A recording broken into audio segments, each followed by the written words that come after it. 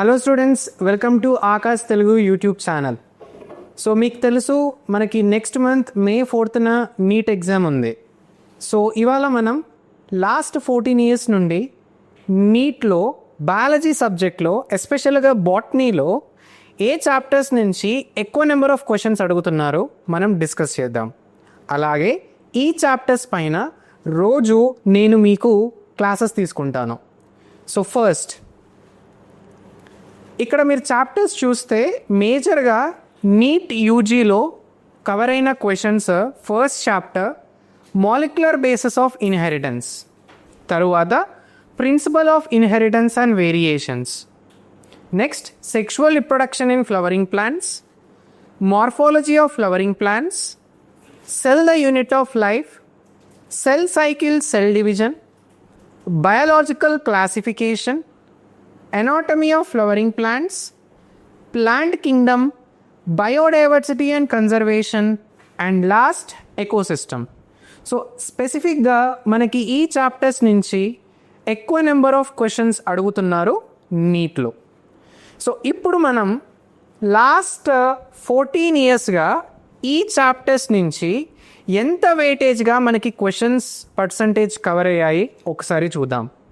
So నేను చెప్పినట్టుగా first మనకి molecular basis of inheritance chapter most ప్రయారిటీగా క్వశ్చన్స్ అడుగుతున్నారు. ఆల్మోస్ట్ 10.86% ఆఫ్ క్వశ్చన్స్ ఇందులో అడగడం అనేది జరిగింది. తరువాత principle of inheritance and variations, ఇక్కడ 9.28% ఆఫ్ క్వశ్చన్స్ అడగడం అనేది జరిగింది. తర్వాతి chapter sexual reproduction in flowering plants, ఇక్కడ 8.76% ఆఫ్ క్వశ్చన్స్ ఇవ్వడం అనేది జరిగింది. సో ఇక్కడ మీరు చూస్తే first 3 chapters second year chapters నుంచి మోస్ట్ ప్రయారిటీగా అడగడం అనేది జరుగుతుంది. Next morphology of flowering plants 7.49%, ఇది first year chapter. Cell the unit of life 7.28%, ఇది first year chapter. Cell cycle cell division 6.54%, biological classification 6.33%, anatomy of flowering plants 6.01%, plant kingdom 5.80%. So morphology of flowering plants నుండి plant Kingdom వరకు ఈ first year topics మనకి మేజర్గా cover అయ్యాయి. తరువాత biodiversity and conservation నుండి 5.27% of questions ఇవ్వడం అనేది జరిగింది. ఎకోసిస్టమ్ నుండి 5.27% ఆఫ్ క్వశ్చన్స్ ఇవ్వడం అనేది జరిగింది. సో ఈ టాపిక్స్ మేజర్గా లాస్ట్ 14 years నుంచి ఎక్కువ నెంబర్ ఆఫ్ క్వశ్చన్స్ ఇవ్వడం అనేది జరిగింది. సో ఇప్పుడు మనం బాటనీ లాస్ట్ ఇయర్ పేపర్ ఒకసారి అనలైజ్ చేద్దాం. ఇక్కడ మీరు ప్రతి ఎగ్జామ్ ఏదైనా మీరు చూసుకున్నా ప్రతి క్వశ్చన్ పేపర్లో ఈజీ లెవెల్ ఆఫ్ క్వశ్చన్స్ ఉంటాయి, మీడియం లెవెల్ ఆఫ్ క్వశ్చన్స్ ఉంటాయి, అదేవిధంగా డిఫికల్టీ లెవెల్ ఆఫ్ క్వశ్చన్స్ కూడా ఇవ్వడం అనేది జరుగుతుంది. సేమ్ నీట్లో కూడా అదే జరిగింది.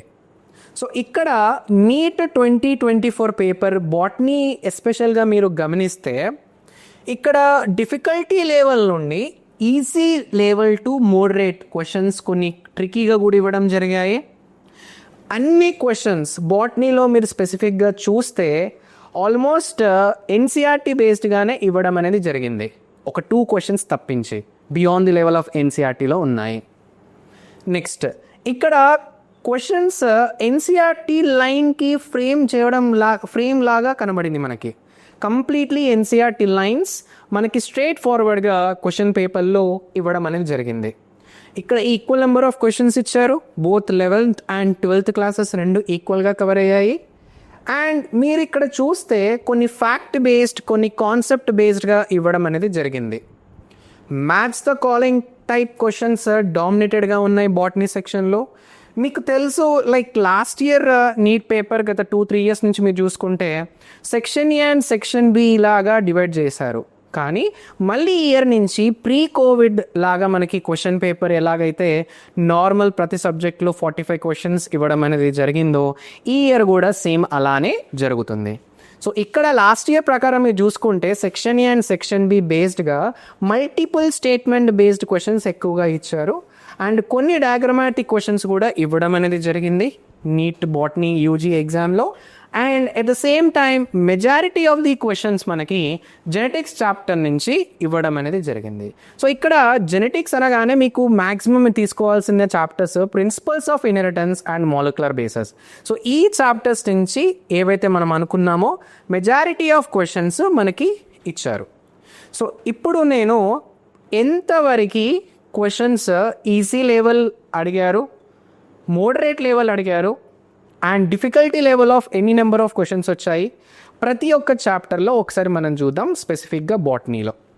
సో ఇక్కడ మనం నీట్ పేపర్ చూసుకుంటే 2024 10 క్వశ్చన్స్ ఈజీగా ఇవ్వడం అనేది జరిగింది. 21 క్వశ్చన్స్ మీడియంలో ఉన్నాయి, 19 క్వశ్చన్స్ డిఫికల్టీ క్వశ్చన్స్ అనేటివి ఇక్కడ ఉన్నాయి. సో స్పెసిఫిక్గా మనం చాప్టర్ టు చాప్టర్ చూసుకుంటే బయాలజీ అండ్ హ్యూమన్ వెల్ఫేర్ ఇక్కడ ఈజీ క్వశ్చన్స్ అసలు ఏమీ అడగలేదు, మీడియం లెవెల్ ఆఫ్ క్వశ్చన్స్ కూడా ఏమీ అడగలేదు, కానీ డిఫికల్టీ లెవెల్ ఆఫ్ క్వశ్చన్స్ ఒకటి ఉంది.